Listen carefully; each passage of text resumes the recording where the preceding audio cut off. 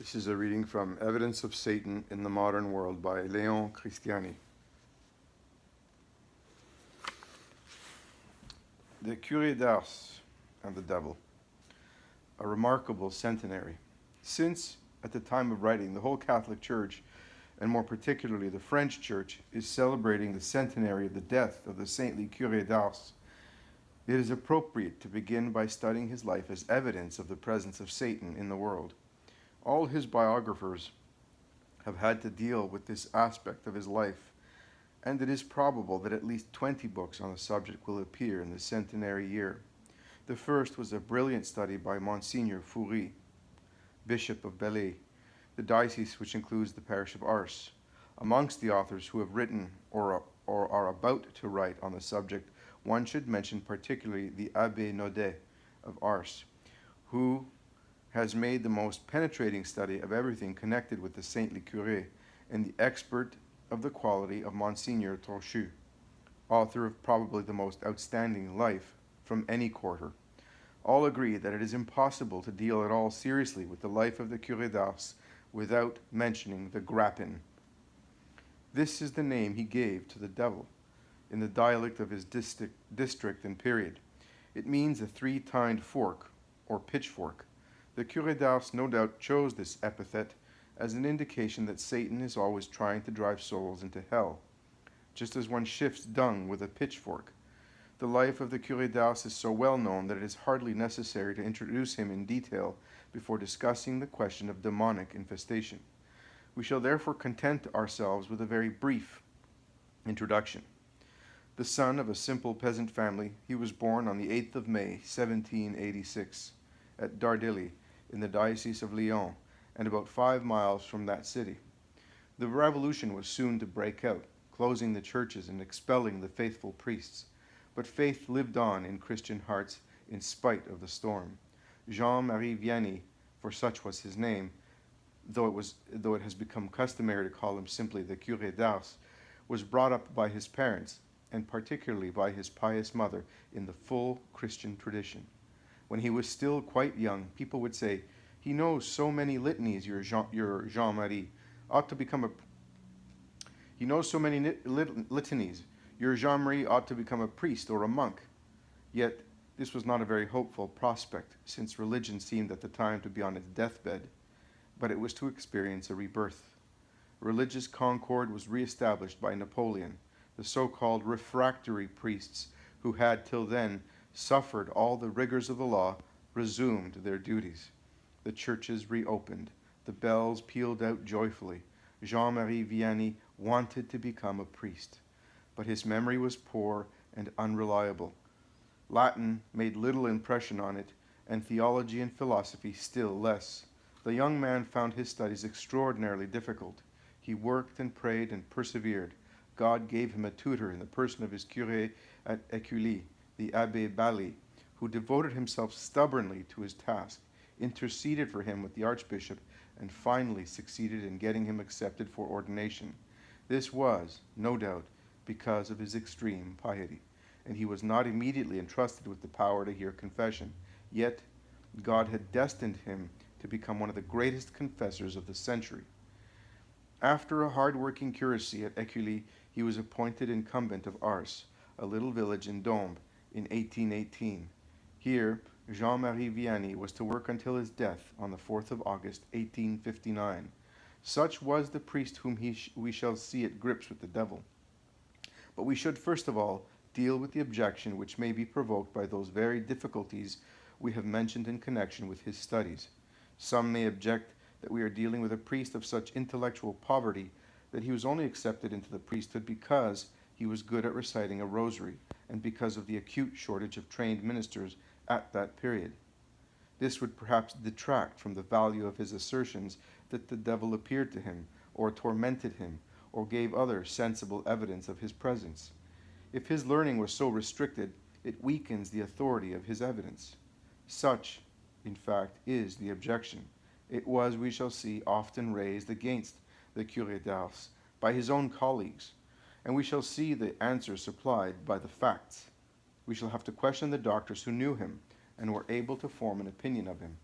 They will be able to show whether he was in any sense odd, or a victim of his nerves, or of his imagination. For the time being, however, let us proceed to facts. First onslaughts. The Abbé Vianney was 32 when he arrived at Ars. His little parish was poor, neglected, and apathetic, and he was consumed with the love of God and the love of souls. He resorted to prayer and fasting. He was, from the beginning, what he was to remain all his life, as the Church says in its prayer for his anniversary, a man of tireless prayer and continual penitence. All that he asked of God in his ceaseless prayers and daily mortifications was the conversion of his parish. If there are enemies of the soul, which we call demons, they would not fail to be aware very soon of the young priest's ambitions, and it would be inevitable that they would wish to nullify his work.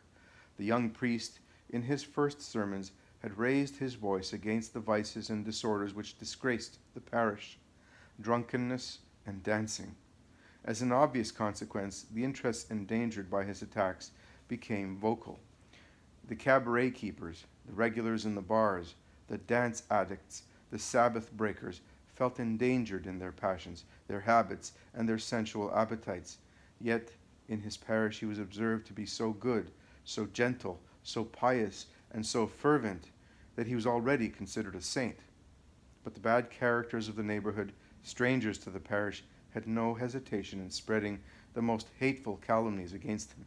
He lived like an angel, chastising the flesh every day to tame it into docility and to take his share in the burden of the cross. Yet his enemies dared to ascribe his pallor and his emaciated face to secret debauches. Scurrilous songs about him were current. He received anonymous letters, and insulting posters were stuck on his door. At this time, writes Catherine Lassagne, the most assiduous and reliable witness to his virtues, he was slandered and despised. They would come and shout under his windows. Without wishing to attribute all this to the exclusive activities of the devil, it is permissible to see in this odious campaign against his reputation and honor the devil's first onslaught on a faithful believer. And the attack did not fall short of success. A witness at the process of canonization did, in fact, report he was so weary of the evil reports that were spread about him that he wanted to leave his parish, and he would have done so if someone had not persuaded him that his departure would only lend strength to these infamous rumors. All he could do was submit to the will of God, continue in prayer and penitence, and, in particular, pray for his persecutors. Such was his first victory over Satan. A horrible temptation. The devil, however, was not so easily beaten, and his next onslaught was launched directly at his adversary. The curé's very mortifications were perhaps the cause of a failure in health. Although endowed with a typically robust peasant constitution, he suffered from a nervous complaint during the first years of his ministry at Ars. This was no doubt due to what he called his youthful follies, that is to say, the fasts and scourgings known only to God that he had imposed on himself in his lonely presbytery. In the course of his illness, he had attacks of discouragement and despair. He felt himself at death's door. Often he seemed to hear, coming from within himself, an insolent voice calling, "Now you'll have to go to hell." This is vouched for both by the curé himself and by those who gave evidence at the process of canonization, and particularly by Catherine Lassagne, whom we have already mentioned. But yet, at the bottom of his heart, his faith was so strong that he could still proclaim his confidence in God, and by this means he promptly recovered that inner peace which he had almost lost. So far it is clear the young priest was following the purest vein of the Christian apostolate, showing that he possessed the qualities of good sense, spiritual wisdom, and mental strength and stability. Up to the present, we have only been dealing with calumny and temptation, the customary method of procedure in cases of demonic interventions in our human destiny.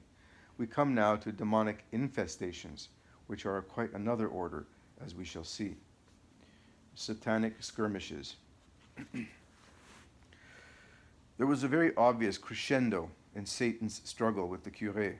He seems to have passed through the same ordeal as was imposed centuries before on that saintly man, Job. Temptations were transformed into infestations. The devil had obtained permission from the master of our destinies to pass beyond the limits normally and incidentally, fortunately, imposed on his activity in our affairs. St. Augustine, recollect, spoke of the chained dog which cannot bite. But the chain can sometimes, by divine permission, slacken a little. It did so for the Abbé Vianney in the winter of 1824 to 1825. He had been curé of Ars for 6 years, and he was 38. There were strange phenomena which occurred only at night. Disturbing sounds prevented him from sleeping. Not naturally timorous, he thought at first it was due to rodents attacking the curtains of his bed. So he placed a fork beside his bedside to drive them off.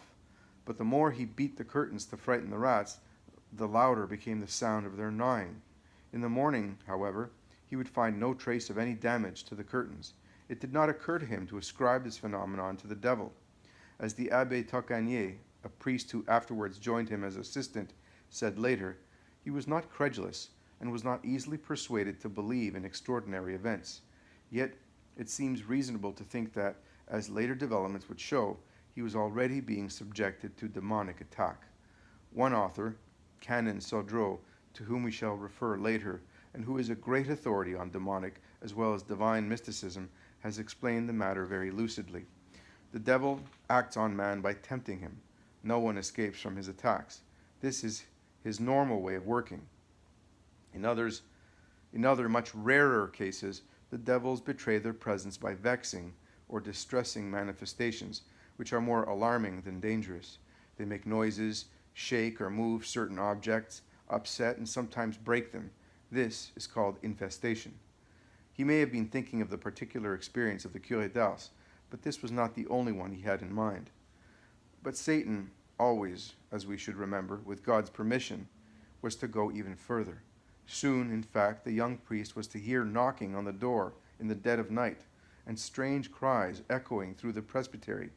Still, he never thought of demonic activity, but simply supposed that these sounds were due to burglars trying to get hold of the beautiful ornaments and other precious objects which the Vicomte d'Ars had given to the church, and which were lodged for safety in his attic.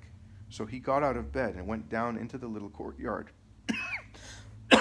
He searched everywhere, in every hole and corner. Nothing was to be seen.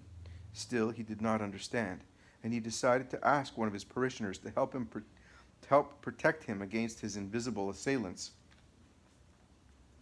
Eyewitness account. At that time, 1826, the village wheelwright was a robust young man of 28, who was to live long enough to be a witness at the process of canonization. His name was André Verchères.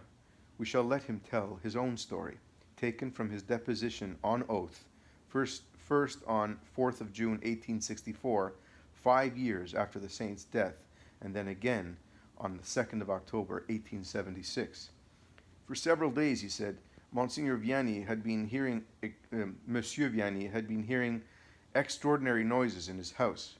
One evening he came to see me and said, I'm not sure they aren't burglars. Will you spend the night in my house? Of course, Monsieur le Curé. I'll go and load my rifle. That night I went to his house. I was to sleep in his room, and he occupied the next one to it.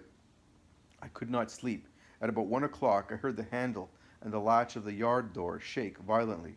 At the same time there were great hammer blows on the same door, and inside the house there was a thundering sound as if several carriages were driving through it.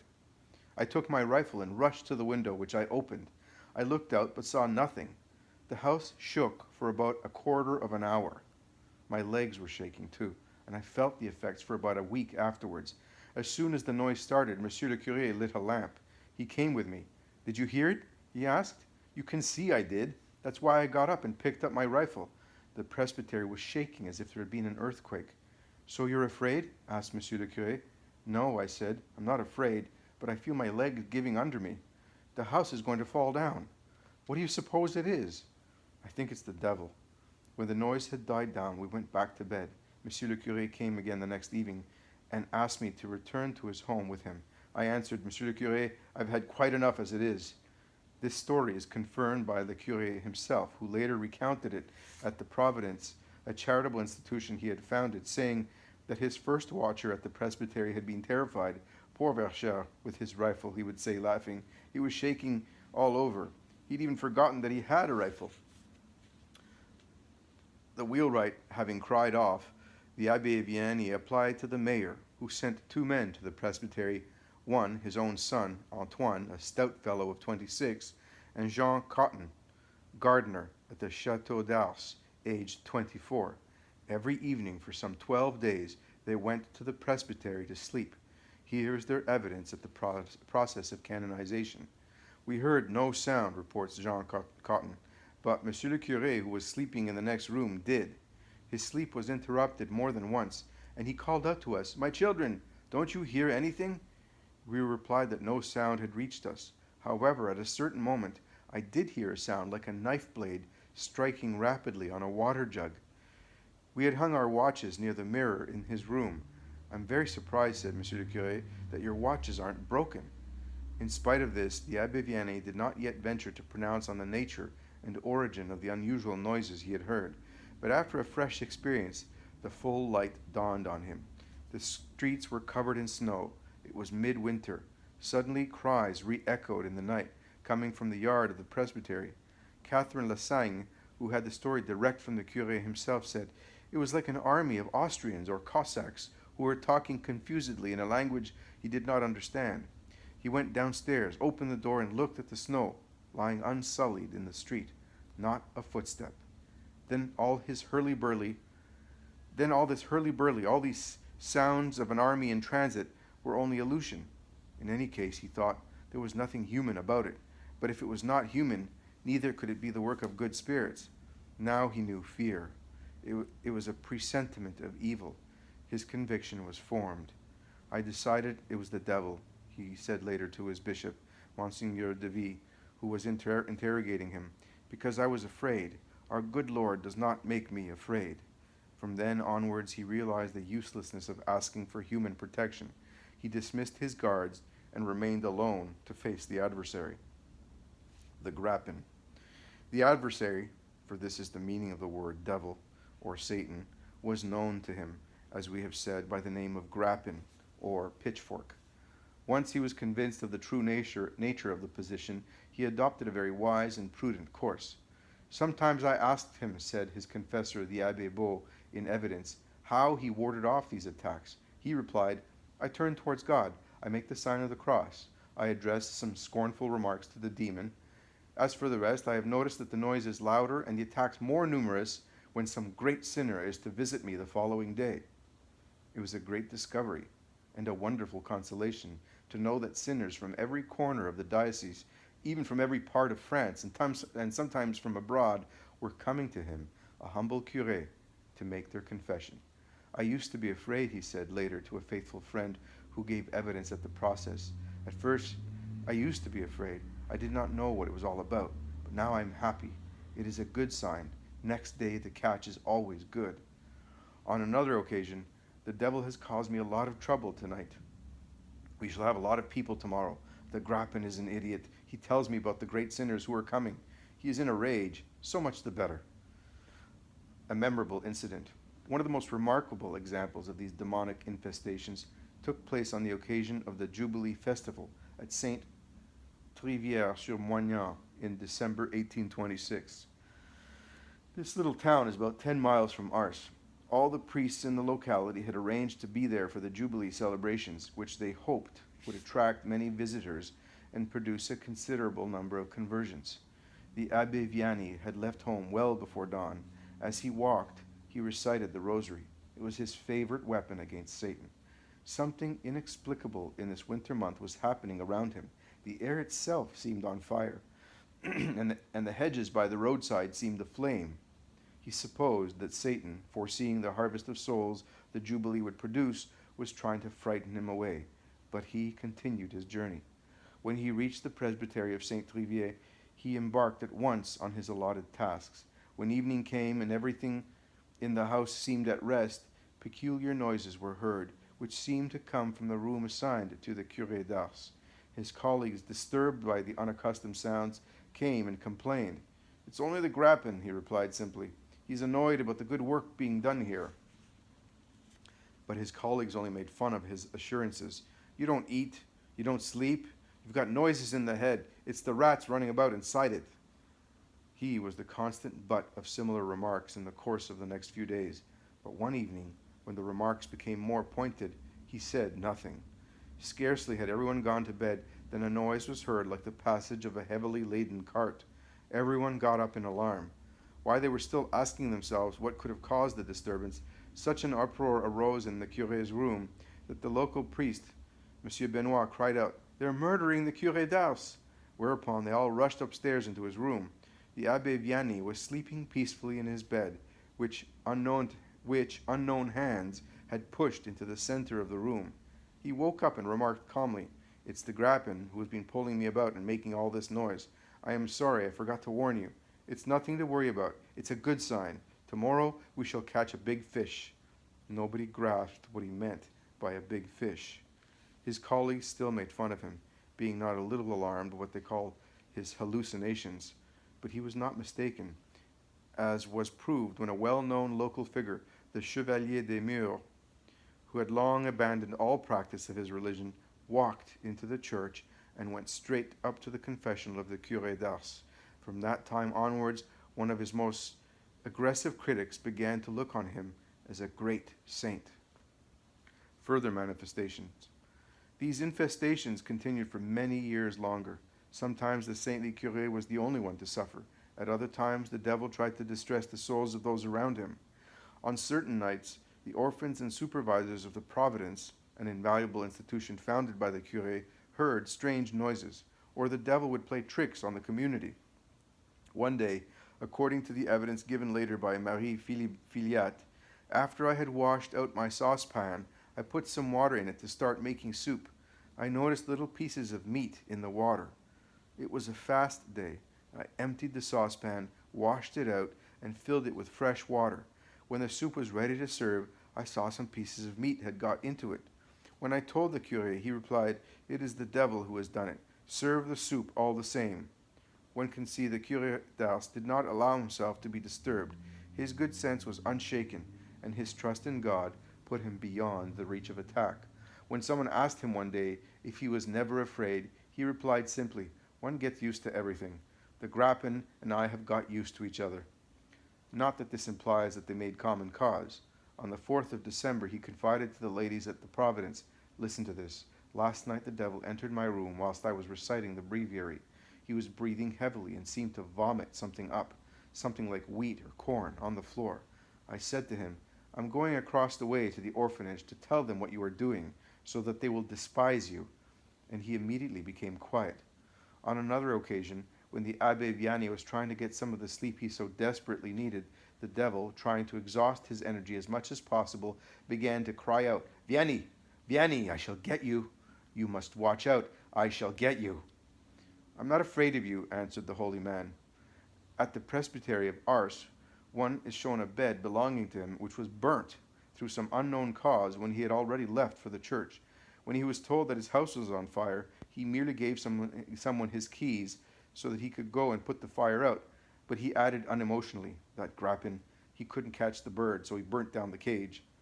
More often than not, the devil would insult him, hurling threats at him, making animal noises. His epithets were coarse. Vianney, Vianney, truffle eater, the local word for potatoes. What, not dead yet? I shall get you. All in all, it was more grotesque and puerile than dangerous, for the devil, fortunately, is not allowed unrestricted license. The abbé had been allotted a task by God. If the devil made it more difficult by robbing him of sleep, assailing him on every side, he thereby made its performance more meritorious and efficacious. The infestations were, in fact, turned back upon their author. We shall see the same thing happen in certain cases of possession. At the present time, there are victims of possession who have accepted their ordeal in order to be associated with the cross of the Redeemer, that cross which was to have been Satan's triumph and which proved his worst defeat. But this will become clearer later. We are convinced it was the same for the Curé d'Ars. He accepted all the affronts of Satan for the salvation of souls. He learned early from daily experience that his conflicts with the devil were bound up with the conversion of great sinners who were led to him by the hand of God. from every part of France and even from abroad. But we should like to mention some of Satan's most remarkable interventions in the life of the man who was justly entitled the model of all Catholic priests.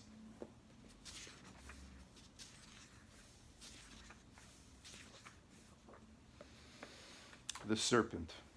From St. John the Evangelist onwards, the dragon, or serpent, which tempted Eve, has been identified with Satan. It is therefore not surprising that the devil should appear occasionally in the form of a serpent. We shall find an example of this in the demonic possession of Claire Germain, Celle, the South African girl whose case will be discussed later. In the case of the Curé d'Ars, we have the evidence of Catherine Lassagne, known for her devotion to the Curé, as recorded by his first biographer, the Abbé Monin. One evening, it is Catherine talking, Monsieur le Curé had come to our house to see a sick person. When I returned from church, he said to me, "You're always on the lookout for news. Well, here's something you haven't heard yet. Listen to what happened this morning. I had something on my table. You know what it is?" It should be explained that he was speaking of his scourge. He had never spoken of it to Catherine, but she had more than once found that terrible instrument under his bed. She knew it was no idle ornament, for it was common knowledge that the saint used it frequently, if not every day. But she had never mentioned it, and neither had he. It was curious, therefore, that on this occasion he said to her, "You know what it is?" Then he went on, "It began to move about on the table like a serpent. I felt rather frightened. You know, there is a cord at one end. I caught hold of it, and it was as stiff as a bit of wood. I put it back on the table 3 times. It started to move again." "Perhaps you shook the table?" objected one of the teachers who was standing near. "No," said Monsieur le Curé, "I wasn't touching it." Apparitions. The Abbé Monin was also interested in discovering whether the devil had ever appeared to the Curé d'Ars. We know that on many occasions the devil had breathed in the saint's face, or that the Curé had felt something like a rat or a mole creeping over his face. But in reply to the question whether he had ever seen Satan, and in what guise, the Abbé Monin quotes 2 facts. One day at 3 o'clock in the morning, the Abbé Vianney saw a great black dog with hackles up and flaming eyes, scratching in the ground where the body of a man who had died unconfessed had been buried a few weeks earlier. The sight of such a dog in such a place alarmed him considerably. He had no doubt as to its identity. He was convinced it was the devil, and fled for the refuge of his confessional. Something very similar, adds the Abbé Monin, occurred in the life of St. Stanislaus of Kotska, to whom the devil appeared once during an illness in the form of an angry dog, which seemed about to jump at him, and had to be driven off 3 times with the sign of the cross. The Abbé Vianney also said that the devil had appeared to him in the form of bats, which haunted his room and fluttered around his bed. There were so many that the walls were black with them. It is important to inquire, as the Abbé Monin said, whether the saint was the only one to hear, feel, or see so many strange things. Evidence. The reply is ready to hand. When the infestation began, the Curé was not aware of their significance. He had asked for and obtained the help of some of his parishioners, of whom Bercher had been one. All heard the same sounds as he did. All were afraid, even more than he was, and all reached the same conclusion, that it was impossible to attribute these sounds to natural causes. But the Abbé Monin mentioned other witnesses from whom we shall quote, since they confirmed the fact of demonic infestations at Ars around the person of Saint Jean-Marie Vianney. When these devilments had already lasted about 5 years, that is, in 1829, there arrived at Ars a young priest from the Diocese of Lyon, the son of a pious widow, Bibot, who had been of great service to the Abbé Vianney at the time of his induction in 1818. The Abbé Bibot, who shared his mother's confidence in the Abbé Vianney, had come to stay with him for the purpose of making a retreat. He was naturally received with the greatest affection by the Curé d'Ars, who cherished a grateful remembrance of his mother. The young man was put up in the presbytery. The Abbé Bibot has left us an account of what took place, which had been passed on by a friend of his, the Abbé Renard, who questioned him on the matter. "You slept in the house? So what have you to say about the devil? Is it true that there were strange noises? Did you hear him?" "Yes," replied Bibot, "I heard him every night. He had a wild, shrill voice, and imitated the cry of a wild beast. He clung to the bed curtains and shook them violently. He called Monsieur le Curé by name. I clearly heard the words, 'Vianney, Vianney,' What are you doing here? Get out! Get out! These noises and cries must have frightened you. Not particularly. I'm not timid, and incidentally, the presence of Monsieur Vianney was reassuring. I recommended myself to my guardian angel, and I managed to get to sleep. But I was heartily sorry for the poor curé. I would not have liked to have lived there. Since I was only there for a short while, I managed as best as I could, with God's help. Did you question Monsieur le Curé about it? No. I did think of doing so, but I was afraid of distressing him, so I kept quiet.